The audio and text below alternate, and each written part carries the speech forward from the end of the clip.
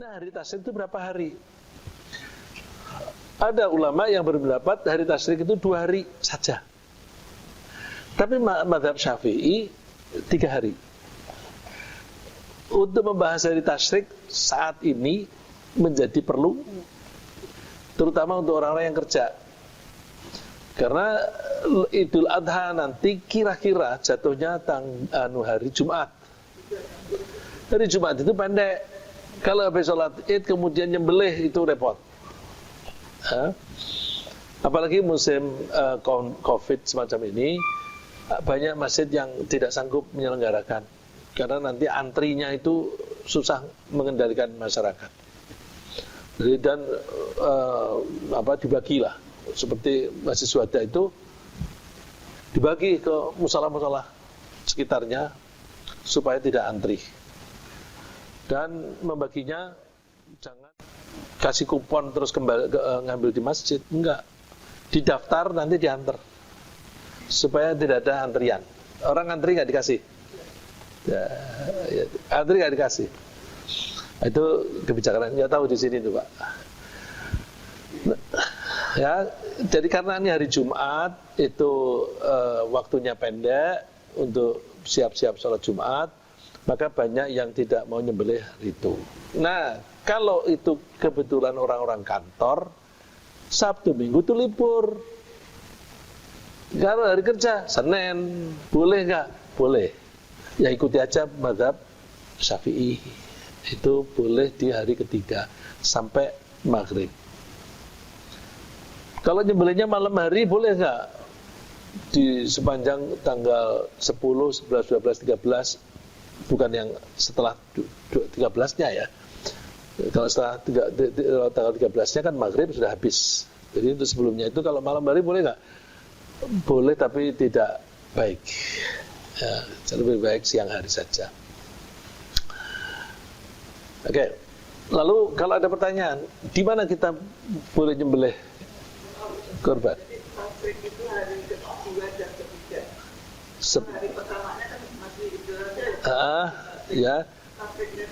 Kedua dan ketiga. Dan keempat. Oh, 3 hari kemudian. Ya. Ya.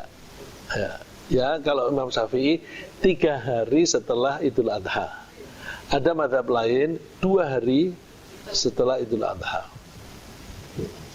Dan Mina. Nah itu karena di Mina itu kan 2 hari kan nginepnya kan. Dari situ maka dianggap hari tasyrik itu 2 hari. Tapi Syafi'i pakai dalil yang lain itu 3 hari.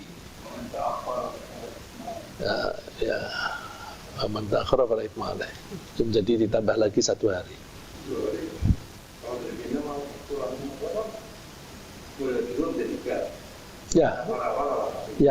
Ya itu makanya karena ada nafar thani maka bisa 3 hari kan, gitu.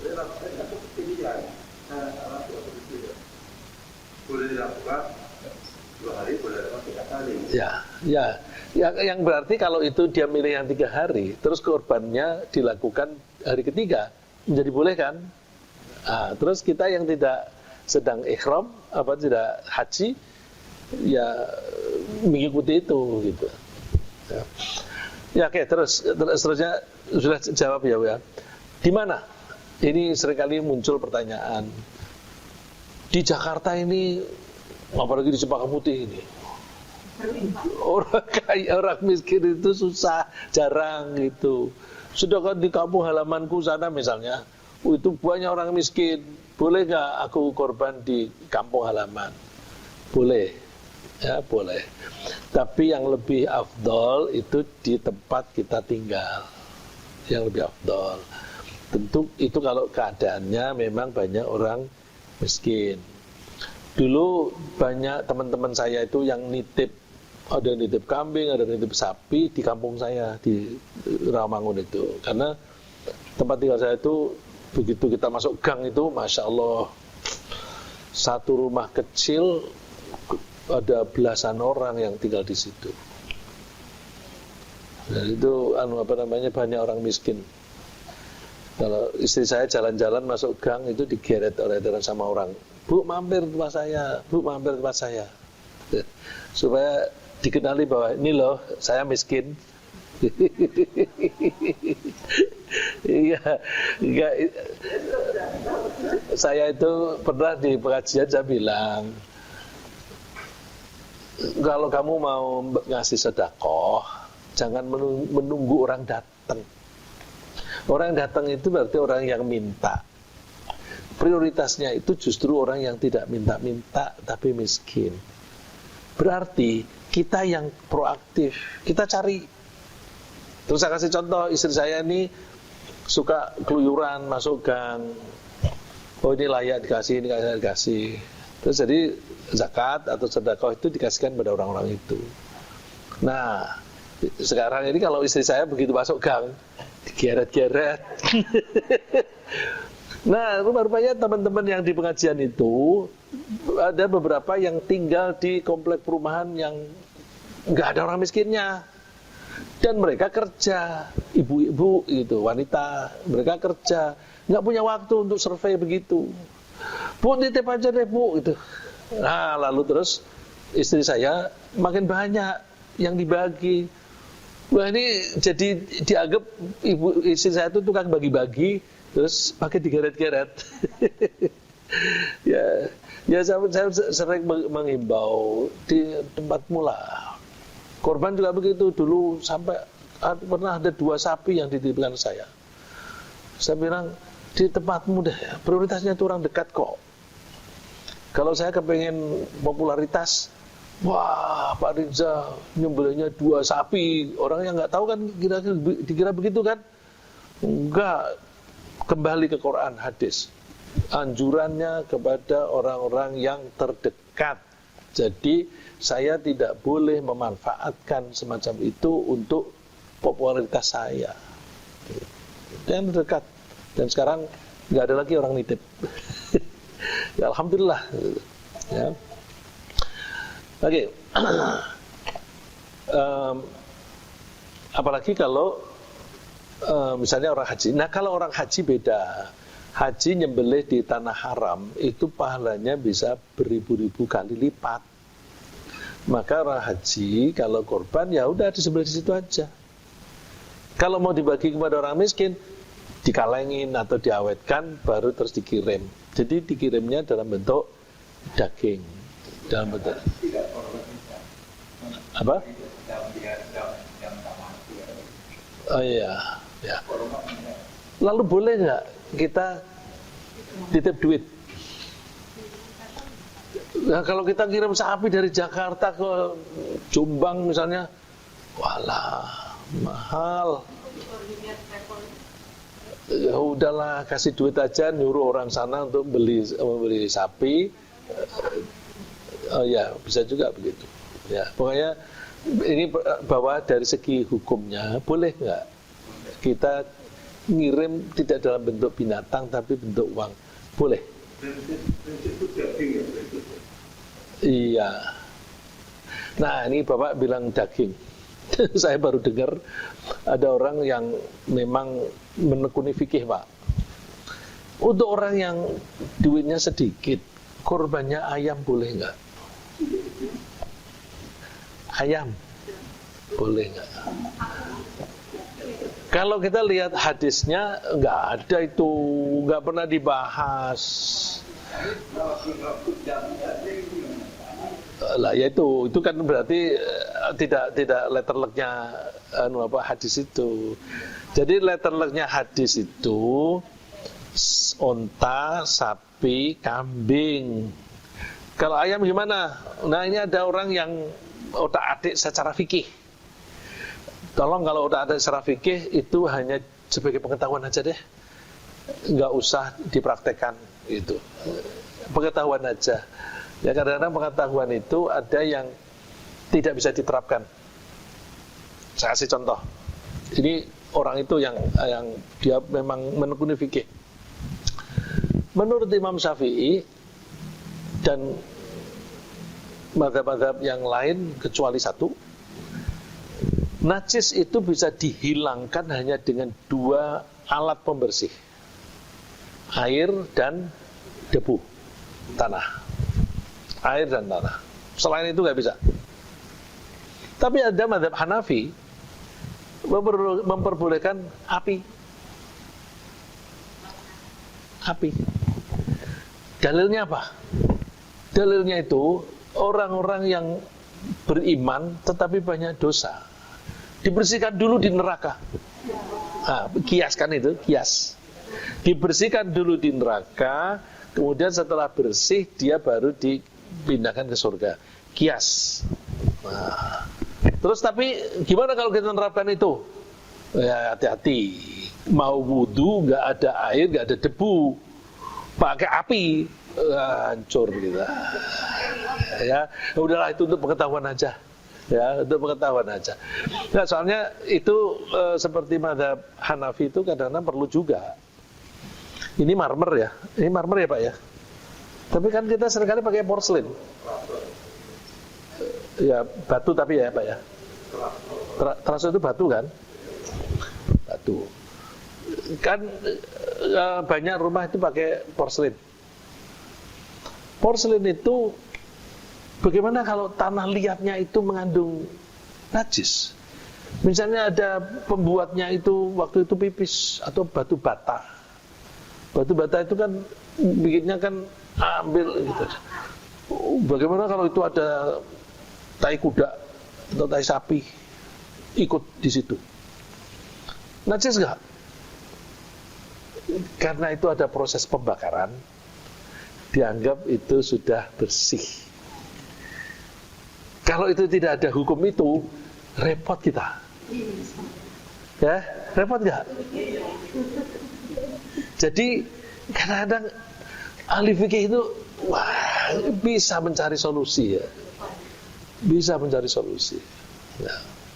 Nah, ini ahli fikih itu ada yang begini. Kias lagi ya, ini kias. Jadi kalau kias itu mazhab ada yang memakai kias, ada yang tidak.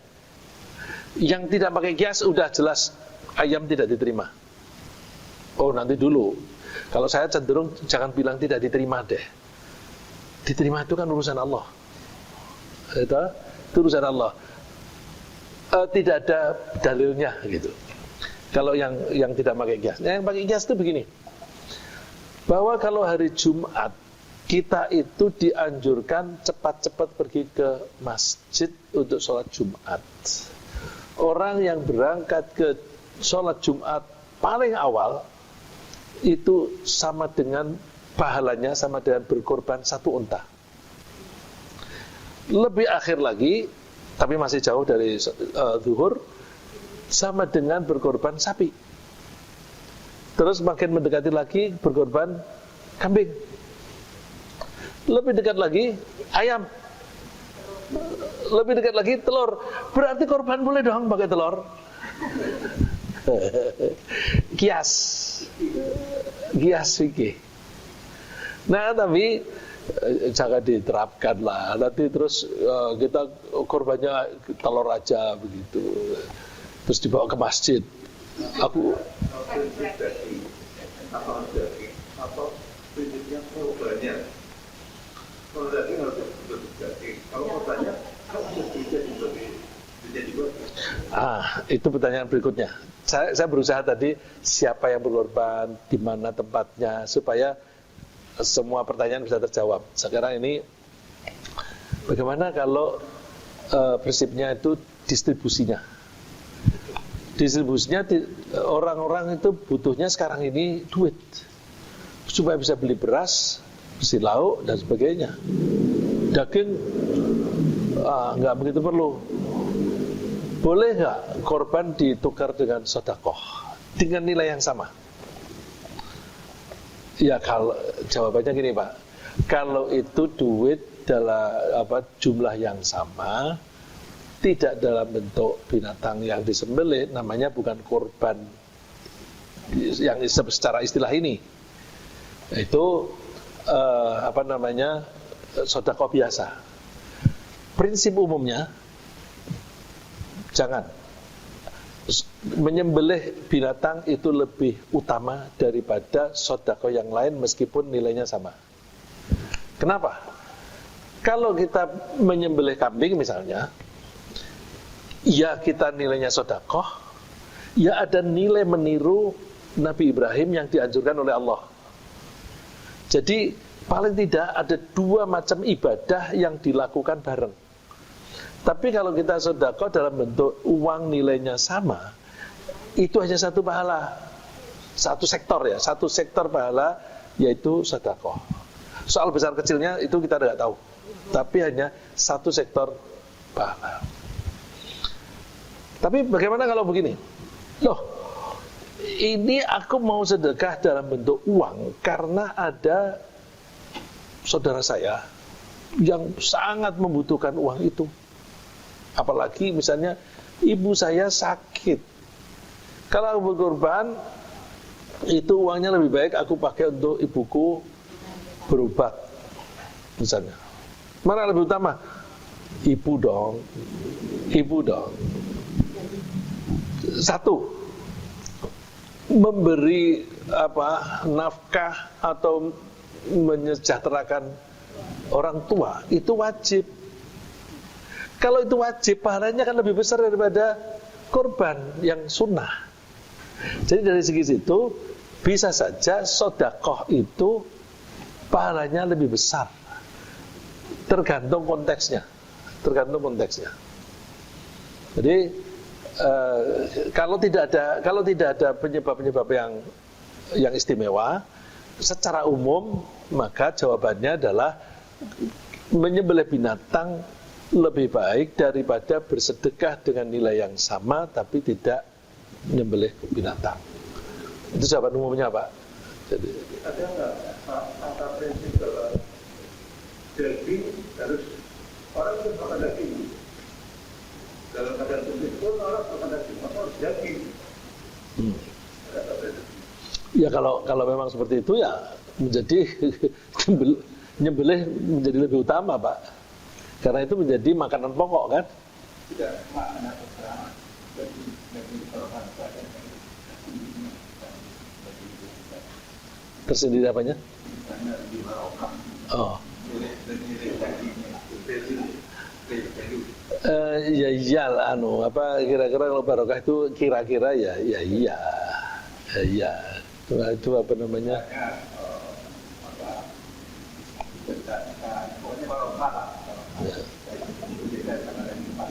Ya, karena akan ada unsur ketaatan tadi, Pak.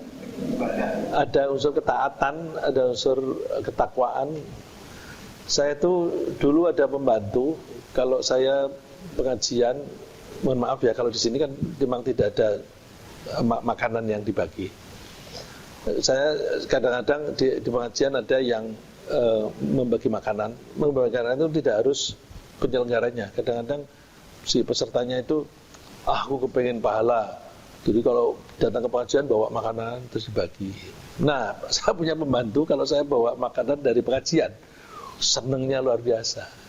Karena kamu kalau nyebutnya berkat, barokah. Nah itu yang ada seperti itu, Pak. Ya itu kita bisa memahami lah. Makanan yang didoain. Ya. Katanya air yang didoain aja baca-baca. Iya.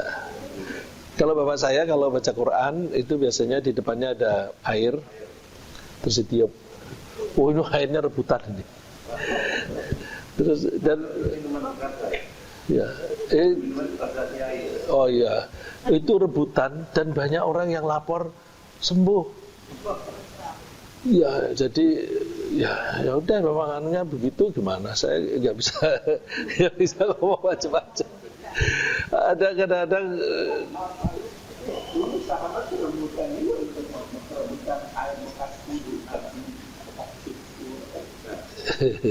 ya kalau Rasulullah pakai istimewa ya itu kita bisa maklum lah. Terus orang sekarang ini kiai. Saya punya teman yang sekarang jadi kiai di Purwokerto. Itu kalau pas di rumah saya, bapak saya ketamuan kiai misalnya, itu belum habis, dia sebagai santrinya bapak saya, dia membantu di dapur, belum habis, dia ngeluarin lagi Pak. Yang sudah ada diambil, diminum, dia minumnya begini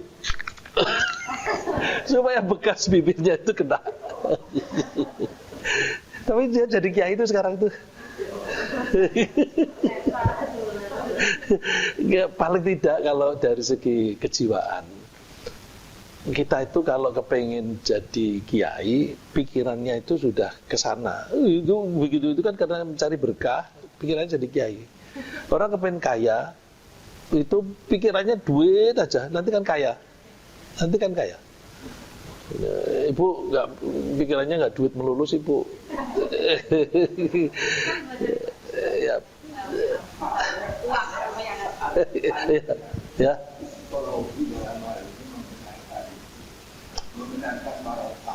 Iya, kalau bahasa psikologinya itu self-fulfilling prophecy. Jadi, nah itu Mardigu itu pernah cerita.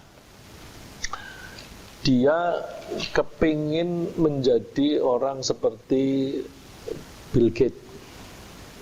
Terus dia nyimpen fotonya Bill Gates di dompetnya. Aku suatu saat kepingin ketemu Bill Gates. Wah, terus suatu saat datang ke Jakarta. Wah, ini kesempatan ini. Kebetulan dia dapat undangan untuk makan bersama Bill Gates. Pengusaha-pengusaha banyak begitu. Bill Gates pidato. Terus aku harus mengajukan pertanyaan yang bisa menjadi perhatian Bill Gates. Siapa yang bertanya? Dia bikin pertanyaan bertulis. Tulisan dia, aku yakin bahwa kamu tidak bisa seperti ada tokoh bisnis kaya raya, saya lupa namanya, Rockefeller atau siapa. Kamu tidak akan bisa seperti dia. Terus penasaran, siapa ini? Pertanyaan siapa ini? Terus si Mardigu, saya. Kenapa kamu berpikir begini? Wah, terus dia cerita bahwa saya memang mengagumi kamu. Ya, mengagumi kamu bisnisnya maju dan kamu banyak dalam bahasa Indonesia bersedekah ya, membagi-bagi duit. Tapi aku yakin kamu pasti punya idola. Idolamu kira-kira ini. Tapi kamu tidak akan bisa. Terus ini dia tunjukin, aku karena mengidolakan kamu, ini di dompet saya selalu ada fotomu. Terus Bill Gates ngeluarin foto Rockefeller itu. Iya, saya juga nyimpen ini. Nah, jadi kalau kita itu punya keinginan, kalau terus menerus kita bangun, nanti Allah akan nuruti. Nah itu ya bisa booster ya. Oke, kita teruskan ya.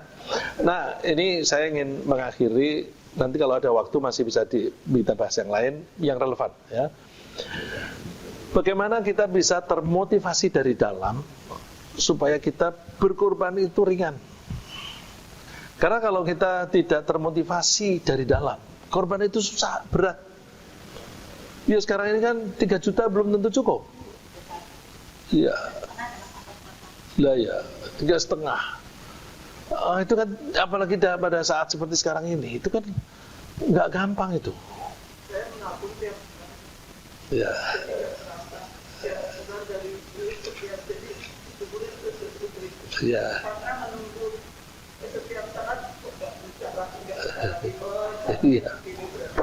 Ya, saya mohon maaf ini kali ini saya nggak korban karena saya kalau milih-milih mana seperti tadi Pak, saya tidak memburu pahalanya, tapi saya memburu kedaruratannya. Ini dengan COVID ini 2 bulan terakhir uang masuk untuk santri turun, terusnya banyak gitu. Lah ini aku harus tombok nih. Udahlah, aku daripada aku korban, aku pakai untuk membiayai ini. Nah itu jadi saya kali ini tidak korban, tidak nyembelih, saya mengutamakan ini. Pahalanya, terserah Allah lah. Karena ini santri-santri ini kan makannya kita tanggung, gitu. Makannya kan kita tanggung. Kalau kita nggak kasih, berarti nggak makan. Nah ini darurat.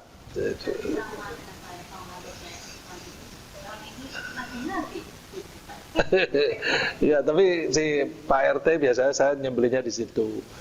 Ada obatnya, ada anak saya yang kirim duit, ya aku korbannya di rumah aja deh, di Sodong gitu. Udah, jadi Pak RT tanya mau ikut berapa? Ikut 2. Jadi dari segi keluarga masih ada 2. Cuma saya pribadi tidak mengeluarkan gitu.